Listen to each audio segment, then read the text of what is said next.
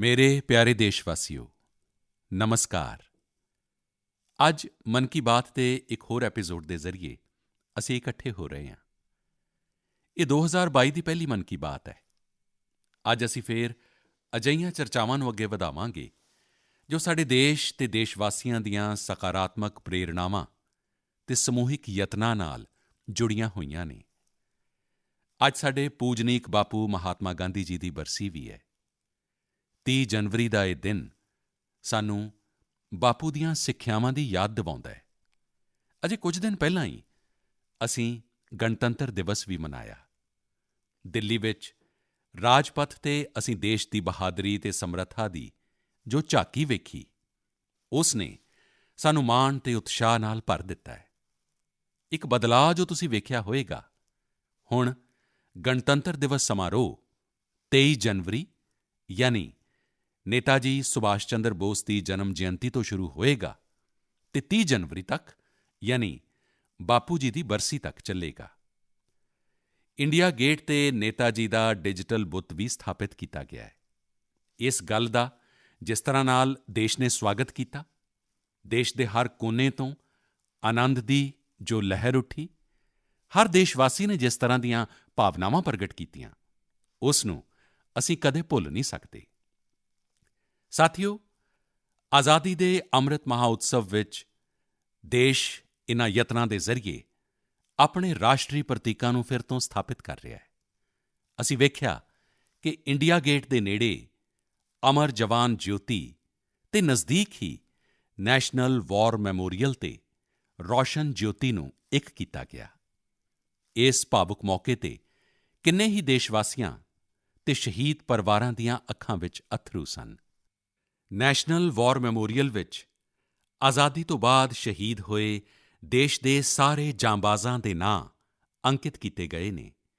ਮੈਨੂੰ ਫੌਜ ਦੇ ਕੁਝ ਸਾਬਕਾ ਜਵਾਨਾਂ ਨੇ ਪੱਤਰ ਲਿਖ ਕੇ ਕਿਹਾ ਹੈ ਕਿ ਸ਼ਹੀਦਾਂ ਦੇ ਸਾਹਮਣੇ ਰੋਸ਼ਨ ਹੋ ਰਹੀ ਅਮਰ ਜਵਾਨ ਜਯੋਤੀ ਸ਼ਹੀਦਾਂ ਦੇ ਅਮਰ ਹੋਣ ਦਾ ਪ੍ਰਤੀਕ ਹੈ। ਸੱਚੀ ਅਮਰ ਜਵਾਨ ਜਯੋਤੀ ਦੇ ਹੀ ਵਾਂਗ ਸਾਡੇ ਸ਼ਹੀਦ, ਉਨ੍ਹਾਂ ਦੀ ਪ੍ਰੇਰਣਾ ਅਤੇ ਉਨ੍ਹਾਂ ਦੇ ਯੋਗਦਾਨ ਵੀ ਅਮਰ ਨੇ। ਮੈਂ ਤੁਹਾਨੂੰ ਸਾਰਿਆਂ ਨੂੰ ਕਹਾਂਗਾ, ਜਦੋਂ ਵੀ ਮੌਕਾ ਮਿਲੇ ਨੈਸ਼ਨਲ ਵਾਰ ਮੈਮੋਰੀਅਲ ਜ਼ਰੂਰ ਜਾਓ। ਆਪਣੇ ਪਰਿਵਾਰ ਅਤੇ ਬੱਚਿਆਂ ਨੂੰ ਵੀ ਜ਼ਰੂਰ ਲੈ ਕੇ ਜਾਓ। ਇੱਥੇ ਤੁਹਾਨੂੰ ਇੱਕ ਵੱਖ ਹੀ ਤਰ੍ਹਾਂ ਦੀ ਊਰਜਾ ਅਤੇ ਪ੍ਰੇਰਣਾ ਦਾ ਅਨੁਭਵ ਹੋਵੇਗਾ। ਸਾਥੀਓ, ਅੰਮ੍ਰਿਤ ਮਹਾਉਤਸਵ ਦੇ ਇਨ੍ਹਾਂ ਆਯੋਜਨਾਂ ਦੇ ਦੌਰਾਨ ਦੇਸ਼ ਵਿੱਚ ਕਈ ਮਹੱਤਵਪੂਰਨ ਰਾਸ਼ਟਰੀ ਪੁਰਸਕਾਰ ਵੀ ਦਿੱਤੇ ਗਏ। ਇੱਕ ਹੈ ਪ੍ਰਧਾਨ ਮੰਤਰੀ ਰਾਸ਼ਟਰੀ ਬਾਲ ਪੁਰਸਕਾਰ। ਇਹ ਪੁਰਸਕਾਰ ਉਨ੍ਹਾਂ ਬੱਚਿਆਂ ਨੂੰ ਮਿਲੇ ਜਿਨ੍ਹਾਂ ਨੇ ਛੋਟੀ ਜਿਹੀ ਉਮਰ ਵਿੱਚ ਹੌਸਲੇ ਭਰੇ ਅਤੇ ਪ੍ਰੇਰਣਾਦਾਇਕ ਕੰਮ ਕੀਤੇ। ਸਾਨੂੰ ਸਾਰਿਆਂ ਨੂੰ ਆਪਣੇ ਘਰਾਂ ਵਿੱਚ ਇਨ੍ਹਾਂ ਬੱਚਿਆਂ ਦੇ ਬਾਰੇ ਜ਼ਰੂਰ ਦੱਸਣਾ ਚਾਹੀਦਾ ਹੈ। ਇਨ੍ਹਾਂ ਨਾਲ ਸਾਡੇ ਬੱਚਿਆਂ ਨੂੰ ਵੀ ਪ੍ਰੇਰਣਾ ਮਿਲੇਗੀ ਅਤੇ ਉਨ੍ਹਾਂ ਦੇ ਅੰਦਰ ਦੇਸ਼ ਦਾ ਨਾਂ ਰੌਸ਼ਨ ਕਰਨ ਦਾ ਉਤਸ਼ਾਹ ਜਾਗੇਗਾ। ਦੇਸ਼ ਵਿੱਚ ਹੁਣੇ ਪਦਮ ਸਨਮਾਨ ਦੀ ਵੀ ਘੋਸ਼ਣਾ ਹੋਈ ਹੈ। ਪਦਮ ਪੁਰਸਕਾਰ ਪਾਉਣ ਵਾਲਿਆਂ ਵਿੱਚ ਕਈ ਅਜਿਹੇ ਨਾਮ ਵੀ ਨੇ ਜਿਨ੍ਹਾਂ ਦੇ ਬਾਰੇ ਬਹੁਤ ਘੱਟ ਲੋਕ ਜਾਣਦੇ ਨੇ। ਇਹ ਸਾਡੇ ਦੇਸ਼ ਦੇ ਅਨਸੰਗ ਹੀਰੋਜ਼ ਨੇ ਜਿਨ੍ਹਾਂ ਨੇ ਸਾਧਾਰਣ ਹਾਲਾਤ ਵਿੱਚ ਅਸਾਧਾਰਣ ਕੰਮ ਕੀਤੇ ਨੇ। ਜਿਵੇਂ ਕਿ ਉੱਤਰਾਖੰਡ ਦੀ ਬਸੰਤੀ ਦੇਵੀ ਜੀ ਨੂੰ ਪਦਮ ਸ਼੍ਰੀ ਨਾਲ ਸਨਮਾਨਿਤ ਕੀਤਾ ਗਿਆ ਹੈ। ਬਸੰਤੀ ਦੇਵੀ ਨੇ ਆਪਣਾ ਪੂਰਾ ਜੀਵਨ ਸੰਘਰਸ਼ਾਂ ਦੇ ਵਿੱਚ ਬਤੀਤ ਕੀਤਾ। ਘੱਟ ਉਮਰ ਵਿੱਚ ਹੀ ਉਨ੍ਹਾਂ ਦੇ ਪਤੀ ਦੀ ਮੌਤ ਹੋ ਗਈ ਸੀ ਅਤੇ ਉਹ ਇੱਕ ਆਸ਼ਰਮ ਵਿੱਚ ਰਹਿਣ ਲੱਗੇ। ਇੱਥੇ ਰਹਿ ਕੇ ਉਨ੍ਹਾਂ ਨੇ ਨਦੀ ਨੂੰ ਬਚਾਉਣ ਦੇ ਲਈ ਸੰਘਰਸ਼ ਕੀਤਾ ਅਤੇ ਵਾਤਾਵਰਣ ਦੇ ਲਈ ਅਸਾਧਾਰਣ ਯੋਗਦਾਨ ਦਿੱਤਾ। ਉਨ੍ਹਾਂ ਨੇ ਔਰਤਾਂ ਦੇ ਸਸ਼ਕਤੀਕਰਨ ਦੇ ਲਈ ਵੀ ਕਾਫੀ ਕੰਮ ਕੀਤਾ। ਇਸੇ ਤਰ੍ਹਾਂ ਮਣੀਪੁਰ ਦੀ 77 ਸਾਲ ਦੀ ਲੋਰੇਂਬਮ ਬੀਨੋ ਦੇਵੀ ਦਹਾਕਿਆਂ ਤੋਂ ਮਣੀਪੁਰ ਦੀ ਲੀਬਾ ਟੈਕਸਟਾਈਲ ਆਰਟ ਦੀ ਸੰਭਾਲ ਕਰ ਰਹੀ ਹੈ। ਉਨ੍ਹਾਂ ਨੂੰ ਵੀ ਪਦਮ ਸ਼੍ਰੀ ਨਾਲ ਸਨਮਾਨਿਤ ਕੀਤਾ ਗਿਆ ਹੈ। ਮੱਧ ਪ੍ਰਦੇਸ਼ ਦੇ ਅਰਜੁਨ ਸਿੰਘ ਨੂੰ ਬੈਗਾ ਆਦਿਵਾਸੀ ਨਾਚ ਦੀ ਕਲਾ ਨੂੰ ਪਛਾਣ ਦਿਵਾਉਣ ਦੇ ਲਈ ਪਦਮ ਸਨਮਾਨ ਮਿਲਿਆ ਹੈ। ਪਦਮ ਸਨਮਾਨ ਪਾਉਣ ਵਾਲੇ ਇੱਕ ਹੋਰ ਵਿਅਕਤੀ ਨੇ ਸ਼੍ਰੀਮਾਨ ਅਮਾਈ ਮਹਾਲਿੰਗਾ ਨਾਇਕ। ਇਹ ਇੱਕ ਕਿਸਾਨ ਨੇ ਅਤੇ ਕਰਨਾਟਕਾ ਦੇ ਰਹਿਣ ਵਾਲੇ ਨੇ। ਇਨ੍ਹਾਂ ਨੂੰ ਕੁਝ ਲੋਕ ਟਨਲ ਮੈਨ ਵੀ ਕਹਿੰਦੇ ਨੇ। ਇਨ੍ਹਾਂ ਨੇ ਖੇਤੀ ਵਿੱਚ ਅਜਿਹੇ ਇਨੋਵੇਸ਼ਨ ਕੀਤੇ ਜਿਨ੍ਹਾਂ ਨੂੰ ਵੇਖ ਕੇ ਕੋਈ ਵੀ ਹੈਰਾਨ ਰਹਿ ਜਾਏ। ਇਨ੍ਹਾਂ ਦੀਆਂ ਕੋਸ਼ਿਸ਼ਾਂ ਦਾ ਬਹੁਤ ਵੱਡਾ ਲਾਭ ਛੋਟੇ ਕਿਸਾਨਾਂ ਨੂੰ ਹੋ ਰਿਹਾ ਹੈ। ਅਜਿਹੇ ਹੋਰ ਵੀ ਕਈ ਅਨਸੰਗ ਹੀਰੋਜ਼ ਨੇ ਜਿਨ੍ਹਾਂ ਨੂੰ ਦੇਸ਼ ਨੇ ਉਨ੍ਹਾਂ ਦੇ ਯੋਗਦਾਨ ਦੇ ਲਈ ਸਨਮਾਨਿਤ ਕੀਤਾ ਹੈ। ਤੁਸੀਂ ਜ਼ਰੂਰ ਇਨ੍ਹਾਂ ਦੇ ਬਾਰੇ ਜਾਣਨ ਦੀ ਕੋਸ਼ਿਸ਼ ਕਰੋ। ਇਨ੍ਹਾਂ ਤੋਂ ਸਾਡੇ ਜੀਵਨ ਵਿੱਚ ਬਹੁਤ ਕੁਝ ਸਿੱਖਣ ਨੂੰ ਮਿਲੇਗਾ। ਮੇਰੇ ਪਿਆਰੇ ਦੇਸ਼ਵਾਸੀਓ, ਅੰਮ੍ਰਿਤ ਮਹੋਤਸਵ 'ਤੇ ਤੁਸੀਂ ਸਾਰੇ ਸਾਥੀ ਮੈਨੂੰ ਢੇਰਾਂ ਪੱਤਰ ਅਤੇ ਮੈਸੇਜਿਜ਼ ਭੇਜਦੇ ਹੋ, ਕਈ ਸੁਝਾਅ ਵੀ ਦਿੰਦੇ ਹੋ। ਇਸੇ ਲੜੀ ਤਹਿਤ ਕੁਝ ਅਜਿਹਾ ਹੋਇਆ ਹੈ ਜਿਸ ਨੂੰ ਮੈਂ ਭੁਲਾ ਨਹੀਂ ਸਕਦਾ। ਮੈਨੂੰ 1 ਕਰੋੜ ਤੋਂ ਜ਼ਿਆਦਾ ਬੱਚਿਆਂ ਨੇ ਆਪਣੇ ਮਨ ਕੀ ਬਾਤ ਪੋਸਟਕਾਰਡ ਦੇ ਜ਼ਰੀਏ ਲਿਖ ਕੇ ਭੇਜੀ ਹੈ। ਇਹ 1 ਕਰੋੜ ਪੋਸਟਕਾਰਡ ਦੇਸ਼ ਦੇ ਵੱਖ-ਵੱਖ ਹਿੱਸਿਆਂ ਤੋਂ ਆਏ ਨੇ, ਵਿਦੇਸ਼ ਤੋਂ ਵੀ ਆਏ ਨੇ। ਸਮਾਂ ਕੱਢ ਕੇ ਇਨ੍ਹਾਂ ਵਿੱਚੋਂ ਕਾਫੀ ਪੋਸਟਕਾਰਡਾਂ ਨੂੰ ਮੈਂ ਪੜ੍ਹਨ ਦੀ ਕੋਸ਼ਿਸ਼ ਕੀਤੀ ਹੈ। ਇਨ੍ਹਾਂ ਪੋਸਟਕਾਰਡਾਂ ਵਿੱਚ ਇਸ ਗੱਲ ਦੇ ਦਰਸ਼ਨ ਹੁੰਦੇ ਨੇ ਕਿ ਦੇਸ਼ ਦੇ ਭਵਿੱਖ ਦੇ ਲਈ ਸਾਡੀ ਨਵੀਂ ਪੀੜ੍ਹੀ ਦੀ ਸੋਚ ਕਿੰਨੀ ਵਿਆਪਕ ਅਤੇ ਕਿੰਨੀ ਵੱਡੀ ਹੈ। ਮੈਂ ਮਨ ਕੀ ਬਾਤ ਦੇ ਸਰੋਤਿਆਂ ਲਈ ਕੁਝ ਪੋਸਟਕਾਰਡ ਚੁਣੇ ਨੇ ਜਿਨ੍ਹਾਂ ਨੂੰ ਮੈਂ ਤੁਹਾਡੇ ਨਾਲ ਸ਼ੇਅਰ ਕਰਨਾ ਚਾਹੁੰਦਾ। ਜਿਵੇਂ ਇਹ ਇੱਕ ਅਸਾਮ ਦੇ ਗੁਵਾਹਾਟੀ ਤੋਂ ਰਿਧਿਮਾ ਸਵਰਗਿਆਰੀ ਦਾ ਪੱਤਰ ਹੈ। ਰਿਧਿਮਾ ਕਲਾਸ 7ਵੀਂ ਦੀ ਸਟੂਡੈਂਟ ਹੈ ਅਤੇ ਇਨ੍ਹਾਂ ਨੇ ਲਿਖਿਆ ਹੈ ਕਿ ਉਹ ਆਜ਼ਾਦੀ ਦੇ 100ਵੇਂ ਸਾਲ ਵਿੱਚ ਇੱਕ ਅਜਿਹਾ ਭਾਰਤ ਵੇਖਣਾ ਚਾਹੁੰਦੀ ਹੈ ਜੋ ਦੁਨੀਆ ਦਾ ਸਭ ਤੋਂ ਸਵੱਛ ਦੇਸ਼ ਹੋਵੇ, ਅੱਤਵਾਦ ਤੋਂ ਪੂਰੀ ਤਰ੍ਹਾਂ ਨਾਲ ਮੁਕਤ ਹੋਵੇ, 100% ਸਾਖਰ ਦੇਸ਼ਾਂ ਵਿੱਚ ਸ਼ਾਮਿਲ ਹੋਵੇ, ਜ਼ੀਰੋ ਐਕਸੀਡੈਂਟ ਕੰਟਰੀ ਹੋਵੇ ਅਤੇ ਸਸਟੇਨੇਬਲ ਤਕਨੀਕ ਨਾਲ ਫੂਡ ਸਿਕਿਉਰਿਟੀ ਵਿੱਚ ਸਮਰੱਥ ਹੋਵੇ। ਰਿਧਿਮਾ, ਸਾਡੀਆਂ ਬੇਟੀਆਂ ਜੋ ਸੋਚਦੀਆਂ ਨੇ, ਜੋ ਸੁਪਨੇ ਦੇਸ਼ ਦੇ ਲਈ ਵੇਖਦੀਆਂ ਨੇ, ਉਹ ਤਾਂ ਪੂਰੇ ਹੁੰਦੇ ਹੀ ਨੇ ਜਦੋਂ ਸਭ ਦੇ ਯਤਨ ਜੁੜਨਗੇ। ਤੁਹਾਡੀ ਨੌਜਵਾਨ ਪੀੜ੍ਹੀ ਇਸ ਨੂੰ ਟੀਚਾ ਮੰਨ ਕੇ ਕੰਮ ਕਰੇਗੀ ਤਾਂ ਤੁਸੀਂ ਭਾਰਤ ਨੂੰ ਜਿਵੇਂ ਦਾ ਬਣਾਉਣਾ ਚਾਹੁੰਦੇ ਹੋ ਉਹੋ ਜਿਹਾ ਜ਼ਰੂਰ ਹੋਏਗਾ। ਇੱਕ ਪੋਸਟਕਾਰਡ ਮੈਨੂੰ ਉੱਤਰ ਪ੍ਰਦੇਸ਼ ਦੇ ਪ੍ਰਯਾਗਰਾਜ ਦੀ ਨਵਿਆ ਵਰਮਾ ਦਾ ਵੀ ਮਿਲਿਆ ਹੈ। ਨਵਿਆ ਨੇ ਲਿਖਿਆ ਹੈ ਕਿ ਉਹਨਾਂ ਦਾ ਸੁਪਨਾ 2047 ਵਿੱਚ ਅਜਿਹੇ ਭਾਰਤ ਦਾ ਹੈ ਜਿੱਥੇ ਸਾਰਿਆਂ ਨੂੰ ਸਨਮਾਨਪੂਰਨ ਜੀਵਨ ਮਿਲੇ, ਜਿੱਥੇ ਕਿਸਾਨ ਸਮਰਿੱਧ ਹੋਣ ਅਤੇ ਭ੍ਰਿਸ਼ਟਾਚਾਰ ਨਾ ਹੋਵੇ। ਨਵਿਆ, ਦੇਸ਼ ਦੇ ਲਈ ਤੁਹਾਡਾ ਸੁਪਨਾ ਬਹੁਤ ਸ਼ਲਾਘਾਯੋਗ ਹੈ। ਇਸ ਦਿਸ਼ਾ ਵਿੱਚ ਦੇਸ਼ ਤੇਜ਼ੀ ਨਾਲ ਅੱਗੇ ਵਧ ਵੀ ਰਿਹਾ ਹੈ। ਤੁਸੀਂ ਭ੍ਰਿਸ਼ਟਾਚਾਰ ਮੁਕਤ ਭਾਰਤ ਦੀ ਗੱਲ ਕੀਤੀ। ਭ੍ਰਿਸ਼ਟਾਚਾਰ ਤਾਂ ਸਿਉਂਕ ਦੀ ਤਰ੍ਹਾਂ ਦੇਸ਼ ਨੂੰ ਖੋਖਲਾ ਕਰਦਾ ਹੈ। ਇਸ ਤੋਂ ਮੁਕਤੀ ਦੇ ਲਈ 2047 ਦਾ ਇੰਤਜ਼ਾਰ ਕਿਉਂ? ਇਹ ਕੰਮ ਅਸੀਂ ਸਾਰੇ ਦੇਸ਼ਵਾਸੀਆਂ ਨੇ, ਅੱਜ ਦੀ ਨੌਜਵਾਨ ਪੀੜ੍ਹੀ ਨੇ ਮਿਲ ਕੇ ਕਰਨਾ ਹੈ, ਜਲਦੀ ਤੋਂ ਜਲਦੀ ਕਰਨਾ ਹੈ। ਅਤੇ ਇਸ ਦੇ ਲਈ ਬਹੁਤ ਜ਼ਰੂਰੀ ਹੈ ਕਿ ਅਸੀਂ ਆਪਣੇ ਫਰਜ਼ਾਂ ਨੂੰ ਪਹਿਲ ਦੇਈਏ। ਜਿੱਥੇ ਫਰਜ਼ ਨਿਭਾਉਣ ਦਾ ਅਹਿਸਾਸ ਹੁੰਦਾ ਹੈ, ਫਰਜ਼ ਸਭ ਤੋਂ ਉੱਪਰ ਹੁੰਦਾ ਹੈ, ਉੱਥੇ ਭ੍ਰਿਸ਼ਟਾਚਾਰ ਫੜਕ ਵੀ ਨਹੀਂ ਸਕਦਾ। ਸਾਥੀਓ, ਇੱਕ ਹੋਰ ਪੋਸਟਕਾਰਡ ਮੇਰੇ ਸਾਹਮਣੇ ਹੈ, ਚੇਨਈ ਤੋਂ ਮੁਹੰਮਦ ਇਬਰਾਹਿਮ ਦਾ। ਇਬਰਾਹਿਮ 2047 ਵਿੱਚ ਭਾਰਤ ਨੂੰ ਰੱਖਿਆ ਦੇ ਖੇਤਰ ਵਿੱਚ ਇੱਕ ਵੱਡੀ ਤਾਕਤ ਦੇ ਰੂਪ ਵਿੱਚ ਵੇਖਣਾ ਚਾਹੁੰਦੇ ਨੇ। ਉਹ ਚਾਹੁੰਦੇ ਨੇ ਕਿ ਚੰਦਰਮਾ 'ਤੇ ਭਾਰਤ ਦਾ ਆਪਣਾ ਰਿਸਰਚ ਬੇਸ ਹੋਵੇ ਅਤੇ ਮੰਗਲ 'ਤੇ ਭਾਰਤ ਮਨੁੱਖੀ ਆਬਾਦੀ ਨੂੰ ਵਸਾਉਣ ਦਾ ਕੰਮ ਸ਼ੁਰੂ ਕਰੇ। ਨਾਲ ਹੀ ਇਬਰਾਹਿਮ ਧਰਤੀ ਨੂੰ ਵੀ ਪ੍ਰਦੂਸ਼ਣ ਤੋਂ ਮੁਕਤ ਕਰਨ ਵਿੱਚ ਭਾਰਤ ਦੀ ਵੱਡੀ ਭੂਮਿਕਾ ਵੇਖਦੇ ਨੇ। ਇਬਰਾਹਿਮ, ਜਿਸ ਦੇਸ਼ ਦੇ ਕੋਲ ਤੁਹਾਡੇ ਵਰਗੇ ਨੌਜਵਾਨ ਹੋਣ, ਉਸ ਦੇ ਲਈ ਕੁਝ ਵੀ ਅਸੰਭਵ ਨਹੀਂ ਹੈ। ਸਾਥੀਓ, ਮੇਰੇ ਸਾਹਮਣੇ ਇੱਕ ਹੋਰ ਪੱਤਰ ਹੈ। ਮੱਧ ਪ੍ਰਦੇਸ਼ ਦੇ ਰਾਏਸੇਨ ਵਿੱਚ ਸਰਸਵਤੀ ਵਿੱਦਿਆ ਮੰਦਿਰ ਵਿੱਚ ਕਲਾਸ 10ਵੀਂ ਦੀ ਵਿਦਿਆਰਥਣ ਭਾਵਨਾ ਦਾ। ਸਭ ਤੋਂ ਪਹਿਲਾਂ ਤਾਂ ਮੈਂ ਭਾਵਨਾ ਨੂੰ ਕਹਾਂਗਾ ਕਿ ਤੁਸੀਂ ਜਿਸ ਤਰ੍ਹਾਂ ਆਪਣੇ ਪੋਸਟਕਾਰਡ ਨੂੰ ਤਿਰੰਗੇ ਨਾਲ ਸਜਾਇਆ ਹੈ, ਉਹ ਮੈਨੂੰ ਬਹੁਤ ਚੰਗਾ ਲੱਗਾ। ਭਾਵਨਾ ਨੇ ਕ੍ਰਾਂਤੀਕਾਰੀ ਸ਼ਿਰੀਸ਼ ਕੁਮਾਰ ਦੇ ਬਾਰੇ ਲਿਖਿਆ ਹੈ। ਸਾਥੀਓ, ਮੈਨੂੰ ਗੋਆ ਤੋਂ ਲੋਰੈਂਸ਼ੀਓ ਪਰੇਰਾ ਦਾ ਪੋਸਟਕਾਰਡ ਵੀ ਮਿਲਿਆ ਹੈ। ਇਹ ਕਲਾਸ 12ਵੀਂ ਦੀ ਸਟੂਡੈਂਟ ਹੈ। ਇਨ੍ਹਾਂ ਦੇ ਪੱਤਰ ਦਾ ਵਿਸ਼ੇ ਵੀ ਹੈ ਆਜ਼ਾਦੀ ਦੇ ਅਨਸੰਗ ਹੀਰੋਜ਼। ਮੈਂ ਇਸ ਦਾ ਹਿੰਦੀ ਭਾਵ-ਅਰਥ ਤੁਹਾਨੂੰ ਦੱਸ ਰਿਹਾ ਹਾਂ। ਇਨ੍ਹਾਂ ਨੇ ਲਿਖਿਆ ਹੈ, ਭੀਕਾਜੀ ਕਾਮਾ ਭਾਰਤੀ ਸੁਤੰਤਰਤਾ ਸੰਗਰਾਮ ਵਿੱਚ ਸ਼ਾਮਿਲ ਰਹੀਆਂ ਸਭ ਤੋਂ ਬਹਾਦਰ ਔਰਤਾਂ ਵਿੱਚੋਂ ਇੱਕ ਸੀ। ਉਨ੍ਹਾਂ ਨੇ ਬੇਟੀਆਂ ਨੂੰ ਤਾਕਤਵਰ ਬਣਾਉਣ ਦੇ ਲਈ ਦੇਸ਼-ਵਿਦੇਸ਼ ਵਿੱਚ ਬਹੁਤ ਸਾਰੀਆਂ ਮੁਹਿੰਮਾਂ ਚਲਾਈਆਂ, ਅਨੇਕਾਂ ਨੁਮਾਇਸ਼ਾਂ ਲਗਾਈਆਂ। ਨਿਸ਼ਚਿਤ ਤੌਰ 'ਤੇ ਭੀਕਾਜੀ ਕਾਮਾ ਆਜ਼ਾਦੀ ਅੰਦੋਲਨ ਦੀਆਂ ਸਭ ਤੋਂ ਜਾਂਬਾਜ਼ ਔਰਤਾਂ ਵਿੱਚੋਂ ਇੱਕ ਸੀ। 1907 ਵਿੱਚ ਉਨ੍ਹਾਂ ਨੇ ਜਰਮਨੀ ਵਿੱਚ ਤਿਰੰਗਾ ਲਹਿਰਾਇਆ ਸੀ। ਇਸ ਤਿਰੰਗੇ ਨੂੰ ਡਿਜ਼ਾਈਨ ਕਰਨ ਵਿੱਚ ਜਿਸ ਵਿਅਕਤੀ ਨੇ ਉਨ੍ਹਾਂ ਦਾ ਸਾਥ ਦਿੱਤਾ ਸੀ, ਉਹ ਸਨ ਸ਼੍ਰੀ ਸ਼ਿਆਮਜੀ ਕ੍ਰਿਸ਼ਨ ਵਰਮਾ ਜੀ।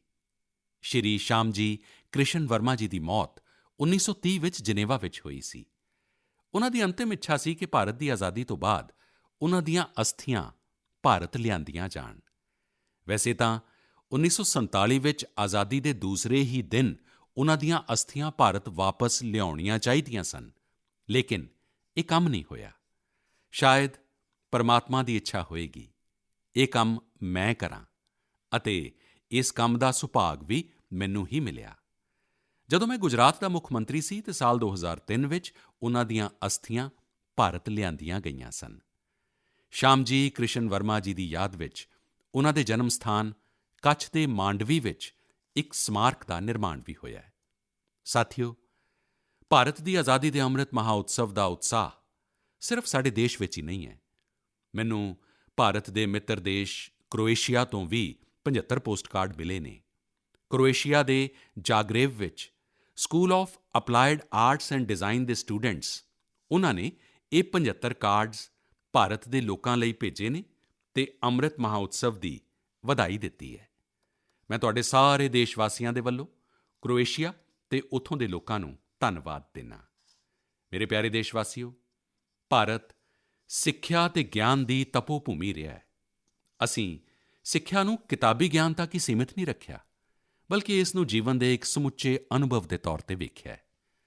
ਸਾਡੇ ਦੇਸ਼ ਦੀਆਂ ਮਹਾਨ ਸ਼ਖਸੀਅਤਾਂ ਦਾ ਵੀ ਸਿੱਖਿਆ ਨਾਲ ਗਹਿਰਾ ਨਾਤਾ ਰਿਹਾ ਹੈ। ਪੰਡਿਤ ਮਦਨ ਮੋਹਨ ਮਾਲਵੀਆ ਜੀ ਨੇ ਜਿੱਥੇ ਬਨਾਰਸ ਹਿੰਦੂ ਵਿਸ਼ਵ ਵਿਦਿਆਲਾ ਦੀ ਸਥਾਪਨਾ ਕੀਤੀ, ਉੱਥੇ ਹੀ ਮਹਾਤਮਾ ਗਾਂਧੀ ਨੇ ਗੁਜਰਾਤ ਵਿਦਿਆਪੀਠ ਦੇ ਨਿਰਮਾਣ ਵਿੱਚ ਅਹਿਮ ਭੂਮਿਕਾ ਨਿਭਾਈ।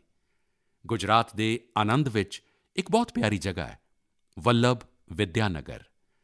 ਸਰਦਾਰ ਪਟੇਲ ਦੇ ਅਨੁਰੋਧ 'ਤੇ ਉਨ੍ਹਾਂ ਦੇ ਦੋ ਸਹਿਯੋਗੀਆਂ ਭਾਈ ਕਾਕਾ ਅਤੇ ਭੀਖਾ ਭਾਈ ਨੇ ਉੱਥੇ ਨੌਜਵਾਨਾਂ ਦੇ ਲਈ ਸਿੱਖਿਆ ਕੇਂਦਰਾਂ ਦੀ ਸਥਾਪਨਾ ਕੀਤੀ। ਇਸੇ ਤਰ੍ਹਾਂ ਪੱਛਮੀ ਬੰਗਾਲ ਵਿੱਚ ਗੁਰੂਦੇਵ ਰਵਿੰਦਰਨਾਥ ਟੈਗੋਰ ਨੇ ਸ਼ਾਂਤੀ ਨਿਕੇਤਨ ਦੀ ਸਥਾਪਨਾ ਕੀਤੀ। ਮਹਾਰਾਜਾ ਗਾਇਕਵਾੜ ਵੀ ਸਿੱਖਿਆ ਦੇ ਪ੍ਰਬਲ ਸਮਰਥਕਾਂ ਵਿੱਚੋਂ ਇੱਕ ਸਨ। ਉਨ੍ਹਾਂ ਨੇ ਕਈ ਸਿੱਖਿਆ ਸੰਸਥਾਵਾਂ ਦਾ ਨਿਰਮਾਣ ਕਰਵਾਇਆ ਅਤੇ ਡਾਕਟਰ ਅੰਬੇਦਕਰ ਅਤੇ ਸ੍ਰੀ ਔਰੋਬਿੰਦੋ ਸਮੇਤ ਅਨੇਕਾਂ ਸ਼ਖਸੀਅਤਾਂ ਨੂੰ ਉੱਚ ਸਿੱਖਿਆ ਦੇ ਲਈ ਪ੍ਰੇਰਿਤ ਕੀਤਾ। ਅਜਿਹੇ ਹੀ ਮਹਾਂਪੁਰਖਾਂ ਦੀ ਸੂਚੀ ਵਿੱਚ ਇੱਕ ਨਾਂ ਰਾਜਾ ਮਹਿੰਦਰ ਪ੍ਰਤਾਪ ਸਿੰਘ ਜੀ ਦਾ ਵੀ ਹੈ। ਰਾਜਾ ਮਹਿੰਦਰ ਪ੍ਰਤਾਪ ਸਿੰਘ ਜੀ ਨੇ ਇੱਕ ਟੈਕਨੀਕਲ ਸਕੂਲ ਦੀ ਸਥਾਪਨਾ ਦੇ ਲਈ ਆਪਣਾ ਘਰ ਹੀ ਸੌਂਪ ਦਿੱਤਾ ਸੀ। ਉਨ੍ਹਾਂ ਨੇ ਅਲੀਗੜ੍ਹ ਅਤੇ ਮਥੁਰਾ ਵਿੱਚ ਸਿੱਖਿਆ ਕੇਂਦਰਾਂ ਦੇ ਨਿਰਮਾਣ ਦੇ ਲਈ ਖੂਬ ਆਰਥਿਕ ਮਦਦ ਕੀਤੀ। ਕੁਝ ਸਮਾਂ ਪਹਿਲਾਂ ਮੈਨੂੰ ਅਲੀਗੜ੍ਹ ਵਿੱਚ ਉਨ੍ਹਾਂ ਦੇ ਨਾਂ 'ਤੇ ਇੱਕ ਯੂਨੀਵਰਸਿਟੀ ਦਾ ਨੀਂਹ ਪੱਥਰ ਰੱਖਣ ਦਾ ਵੀ ਸੁਭਾਗ ਪ੍ਰਾਪਤ ਹੋਇਆ। ਮੈਨੂੰ ਖੁਸ਼ੀ ਹੈ ਕਿ ਸਿੱਖਿਆ ਦੀ ਰੌਸ਼ਨੀ ਨੂੰ ਜਨ-ਜਨ ਤੱਕ ਪਹੁੰਚਾਉਣ ਦੀ ਉਹੀ ਜੀਵੰਤ ਭਾਵਨਾ ਭਾਰਤ ਵਿੱਚ ਅੱਜ ਵੀ ਕਾਇਮ ਹੈ। ਕੀ ਤੁਸੀਂ ਜਾਣਦੇ ਹੋ ਕਿ ਇਸ ਭਾਵਨਾ ਦੀ ਸਭ ਤੋਂ ਚੰਗੀ ਗੱਲ ਕੀ ਹੈ? ਉਹ ਇਹ ਹੈ ਕਿ ਸਿੱਖਿਆ ਨੂੰ ਲੈ ਕੇ ਇਹ ਜਾਗਰੂਕਤਾ ਸਮਾਜ ਵਿੱਚ ਹਰ ਪੱਧਰ 'ਤੇ ਦਿਸ ਰਹੀ ਹੈ। ਤਾਮਿਲਨਾਡੂ ਵਿੱਚ ਤ੍ਰਿਪੁਰ ਜ਼ਿਲ੍ਹੇ ਦੇ ਉਦਮਲੰਪੇਟ ਬਲਾਕ ਵਿੱਚ ਰਹਿਣ ਵਾਲੀ ਤਾਇਮਲ ਜੀ ਦਾ ਉਦਾਹਰਣ ਤਾਂ ਬਹੁਤ ਹੀ ਪ੍ਰੇਰਣਾਦਾਇਕ ਹੈ। ਤਾਇਮਲ ਜੀ ਦੇ ਕੋਲ ਆਪਣੀ ਕੋਈ ਜ਼ਮੀਨ ਨਹੀਂ ਹੈ। ਵਰ੍ਹਿਆਂ ਤੋਂ ਇਹਨਾਂ ਦਾ ਪਰਿਵਾਰ ਨਾਰੀਅਲ ਪਾਣੀ ਵੇਚ ਕੇ ਆਪਣਾ ਗੁਜ਼ਾਰਾ ਕਰ ਰਿਹਾ ਹੈ। ਆਰਥਿਕ ਸਥਿਤੀ ਭਾਵੇਂ ਚੰਗੀ ਨਾ ਹੋਵੇ, ਲੇਕਿਨ ਤਾਇਮਲ ਜੀ ਨੇ ਆਪਣੇ ਬੇਟੇ-ਬੇਟੀ ਨੂੰ ਪੜ੍ਹਾਉਣ ਵਿੱਚ ਕੋਈ ਕਸਰ ਬਾਕੀ ਨਹੀਂ ਛੱਡੀ ਸੀ। ਉਨ੍ਹਾਂ ਦੇ ਬੱਚੇ ਚਿੰਨਵੀਰਮਪੱਟੀ ਪੰਚਾਇਤ ਯੂਨੀਅਨ ਮਿਡਲ ਸਕੂਲ ਵਿੱਚ ਪੜ੍ਹਦੇ ਸਨ। ਉਂਝ ਹੀ ਇੱਕ ਦਿਨ ਸਕੂਲ ਵਿੱਚ ਮਾਪਿਆਂ ਦੇ ਨਾਲ ਮੀਟਿੰਗ ਵਿੱਚ ਇਹ ਗੱਲ ਉੱਠੀ ਕਿ ਜਮਾਤਾਂ ਅਤੇ ਸਕੂਲ ਦੀ ਹਾਲਤ ਨੂੰ ਸੁਧਾਰਿਆ ਜਾਵੇ, ਸਕੂਲ ਇਨਫਰਾਸਟ੍ਰਕਚਰ ਨੂੰ ਠੀਕ ਕੀਤਾ ਜਾਵੇ। ਤਾਇਮਲ ਜੀ ਵੀ ਇਸ ਮੀਟਿੰਗ ਵਿੱਚ ਸਨ। ਉਨ੍ਹਾਂ ਨੇ ਸਭ ਕੁਝ ਸੁਣਿਆ। ਇਸ ਬੈਠਕ ਵਿੱਚ ਫਿਰ ਚਰਚਾ ਇਨ੍ਹਾਂ ਕੰਮਾਂ ਦੇ ਲਈ ਪੈਸੇ ਦੀ ਕਮੀ 'ਤੇ ਆ ਕੇ ਟਿਕ ਗਈ। ਇਸ ਤੋਂ ਬਾਅਦ ਤਾਇਮਲ ਜੀ ਨੇ ਜੋ ਕੀਤਾ, ਉਸ ਦੀ ਕਲਪਨਾ ਕੋਈ ਨਹੀਂ ਕਰ ਸਕਦਾ ਸੀ। ਜਿਨ੍ਹਾਂ ਤਾਇਮਲ ਜੀ ਨੇ ਨਾਰੀਅਲ ਪਾਣੀ ਵੇਚ-ਵੇਚ ਕੇ ਕੁਝ ਰਕਮ ਜਮ੍ਹਾਂ ਕੀਤੀ ਸੀ, ਉਨ੍ਹਾਂ ਨੇ 1 ਲੱਖ ਰੁਪਏ ਸਕੂਲ ਦੇ ਲਈ ਦਾਨ ਕਰ ਦਿੱਤੇ। ਵਾਕਿਆ ਹੀ ਅਜਿਹਾ ਕਰਨ ਦੇ ਲਈ ਬਹੁਤ ਵੱਡਾ ਦਿਲ ਚਾਹੀਦਾ ਹੈ, ਸੇਵਾ ਭਾਵ ਚਾਹੀਦਾ ਹੈ। ਤਾਇਮਲ ਜੀ ਦਾ ਕਹਿਣਾ ਹੈ ਕਿ ਹੁਣ ਜੋ ਸਕੂਲ ਹੈ, ਉਸ ਵਿੱਚ 8ਵੀਂ ਜਮਾਤ ਤੱਕ ਦੀ ਪੜ੍ਹਾਈ ਹੁੰਦੀ ਹੈ। ਫਿਰ ਜਦੋਂ ਸਕੂਲ ਦਾ ਇਨਫਰਾਸਟ੍ਰਕਚਰ ਸੁਧਰ ਜਾਏਗਾ ਤਾਂ ਇੱਥੇ ਹਾਇਰ ਸੈਕੰਡਰੀ ਤੱਕ ਦੀ ਪੜ੍ਹਾਈ ਹੋਣ ਲੱਗੇਗੀ। ਸਾਡੇ ਦੇਸ਼ ਵਿੱਚ ਸਿੱਖਿਆ ਨੂੰ ਲੈ ਕੇ ਇਹ ਉਹੀ ਭਾਵਨਾ ਹੈ ਜਿਸ ਦੀ ਮੈਂ ਚਰਚਾ ਕਰ ਰਿਹਾ ਸੀ। ਮੈਨੂੰ IIT BHU ਦੇ ਇੱਕ ਇਲੂਮਨਾਈ ਦੇ ਇਸੇ ਤਰ੍ਹਾਂ ਦੇ ਦਾਨ ਦੇ ਬਾਰੇ ਵਿੱਚ ਵੀ ਪਤਾ ਚੱਲਿਆ। BHU ਦੇ ਸਾਬਕਾ ਵਿਦਿਆਰਥੀ ਜੈ ਚੌਧਰੀ ਜੀ ਨੇ IIT BHU ਫਾਊਂਡੇਸ਼ਨ ਨੂੰ $1 ਮਿਲੀਅਨ ਯਾਨੀ ਲਗਭਗ 7.5 ਕਰੋੜ ਰੁਪਏ ਡੋਨੇਟ ਕੀਤੇ। ਸਾਥੀਓ, ਸਾਡੇ ਦੇਸ਼ ਵਿੱਚ ਵੱਖ-ਵੱਖ ਖੇਤਰਾਂ ਨਾਲ ਜੁੜੇ ਬਹੁਤ ਸਾਰੇ ਲੋਕ ਨੇ ਜੋ ਦੂਸਰਿਆਂ ਦੀ ਮਦਦ ਕਰਕੇ ਸਮਾਜ ਦੇ ਪ੍ਰਤੀ ਆਪਣੀ ਜ਼ਿੰਮੇਵਾਰੀ ਨਿਭਾ ਰਹੇ ਨੇ।